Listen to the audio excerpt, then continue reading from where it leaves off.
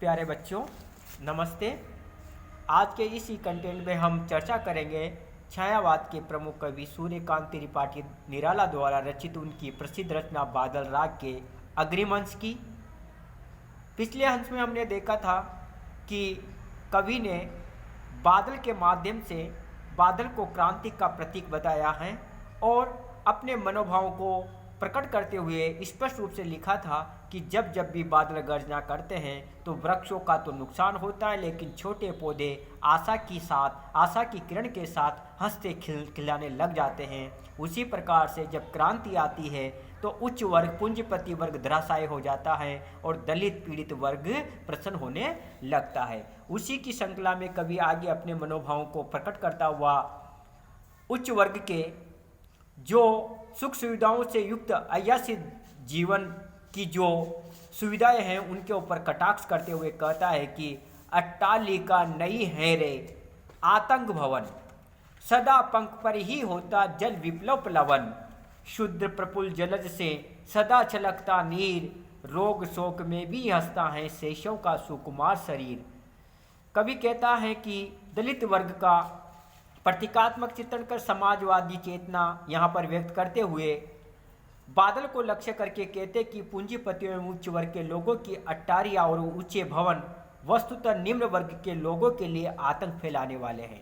अट्टालिका नहीं रहे, ये ऊंचे ऊंचे भवन और इमारतें नहीं है, आतंक भवन, अपितु ये तो दलितों पर आतंक मचाने वाले, दलितों के ऊपर आतंक फैलाने वाले आतंक के भवन हैं। उनसे शोषित दलितों में सदा भय बना रहता है। वस्तुतः बादल की मूसलाधार वर्षा का असर सदा कीचड़ या मिट्टी पर ही होता है, सदा पंख पर ही होता जल विप्लव प्लावन। बादल की जो मूसलाधार वर्षा होती है उसका असर सदा कीचड़ या मिट्टी पर ही होता है और उसी पर भयानक बाढ़ आती है। शुद्र प्रफुल्ल जलज से सदा छलकता नीर, इसलिए उच्च वर्ग के महलों पर ही जल प्लावन का असर होना चाहिए। सामान्य रूप से दलित लोग कमल की तरह होते हैं, क्योंकि जल वर्षण से वे तुच्छ कमल की तरह खिल जाते हैं, प्रसन्नता का अनुभव करते हैं। जल बिंदु के रूप में जैसे कमल से पानी रिसता है, वैसे दलित वर्ग के आंसू बहते रहते हैं। इस प्रकार से रोग शोक में भी उनके चेहरे कमल की तरह हंसते या खिलते रहते हैं। शुद्र प्रफुल्ल जलज से सदा छलकता नीर, रोग शोक में भी हंसता है शेषव का सुकुमार शरीर। निम्न वर्ग के लोगों में बालकों के शेषों के समान सुकुमारता होती है, इस कारण वे रोग शोक में भी मुख पर प्रसन्नता प्रकट करते हैं।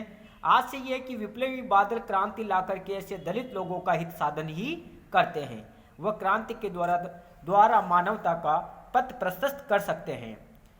कवि ने यहाँ पर अट्टालिकाओं को पूंजीपति वर्ग की प्रतीक बताकर क्रांति से दलित वर्ग की उद्धार की कामना व्यक्त की है। रूपक दृष्टांत और मानविक अलंकार का सुंदर चित्रण यहाँ पर देखने को मिलता है। कवि अंत में भयंकर बादलों की गर्जना के परिणाम स्वरूप होने वाली मूसलाधार वर्षा का जो सुपरिणाम सामने आता है, अर्थात जब जब क्रांति आती है तो उसका जो परिणाम कवि के सामने आता है या समाज के सामने आता है, उसका सुंदर चित्रण करते हुए लिखता है कि रुद्र कोश शुद्ध तोष अंगना अंग से लिपटे भी, आतंक अंग पर कांप रहे धनी, वज्र गर्जन से बादल त्रस्त नयन मुख ढांप रहे हैं। जीर्ण बाहु है शीर्ण शरीर, तुझे बुलाता कृषक अधीर, हे विप्लव के वीर, चूस लिया है उसका सार, हाड मातृ है आधार, हे जीवन के पारावार। यहाँ पर इस अंश के अंदर कवि निराला बाल लोग को क्रांतिकर्ता मानते हुए पूंजीपतियों के संदर्भ में अपनी भावनाओं को व्यक्त कर रहे हैं। निराला कहते हैं कि शोषक वर्ग का विनाश आवश्यक होता है। शोषक वर्ग विनाश की अंतिम सीढ़ी पर एक दिन निश्चित रूप से पहुंचता है। दिन दुखियों के ऋण हेतु बादलों के आगमन का आभास अर्थात क्रांति का आभास ही जीवन को मानवता की ओर ले जाता है।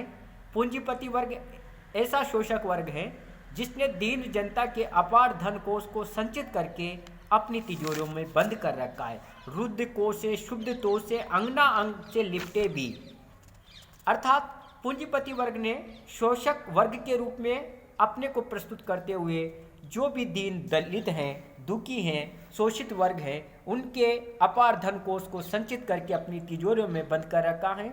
पूंजीपतियों द्वारा धन पर एकाधिकार करने से गरीब और गरीब होते जा रहे हैं।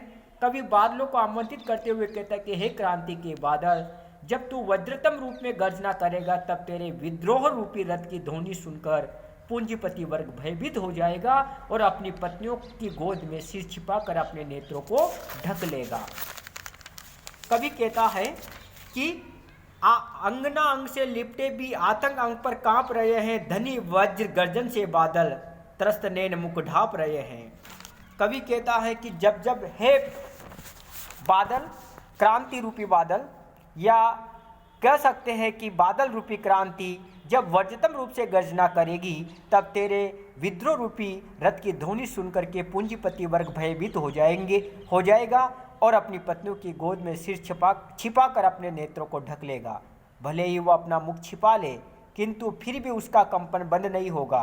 कारण यह है कि शोषक और उत्पीड़क वर्ग तनिक से परिवर्तन अथवा क्रांति चक्कर से ही कांपने लगता है। इसके विपरीत है बादल, एक तरफ तो पूंजीपति वर्ग क्रांति के आगमन के साथ ही डरने लग जाता है, कांपने लग जाता है, और दूसरी ओर जीर्ण भाव है शीर्ण शरीर, तुझे बुलाता कृषक अधीर, हे विप्लव के वीर।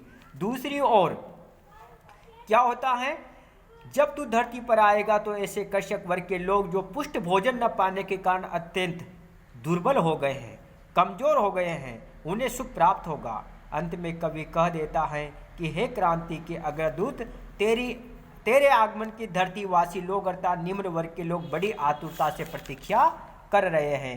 चूस लिया है उसका सार, हाड़ मात्र ही है आधार, है जीवन के पारावार। शोषकों ने उनके जीवन रक्त को चूस कर उन्हें कंकाल मात्र बना दिया है। इसलिए अब तुम्हारे आगमन पर सामान्य जनता की आशाएं टिकी हुई है।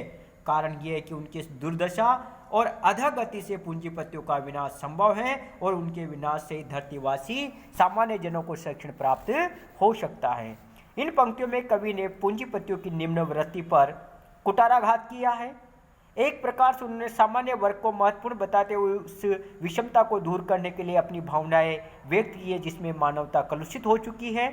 यहाँ पर कवि ने क्रांति के सुपरिणाम को बताते हुए बताया है कि जब जब भी क्रांति आती है तो पूंजीपति वर्ग का अंत होता है और शोषित वर्ग का साम्राज्य स्थापित होता है, एक समाजवादी समाज की स्थापना होती है।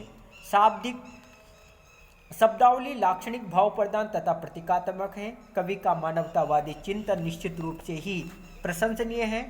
गेमुक्त छंद में रची बादल राग कविता प्रगतिवादी विचारधारा की कविताओं में से एक प्रमुख कविता है, जिसमें निराला ने शोषक और शोषित की पृष्ठभूमि पर शोषण से मुक्ति का आह्वान क्रांति के माध्यम से किया है। जय हिंद, जय भारत।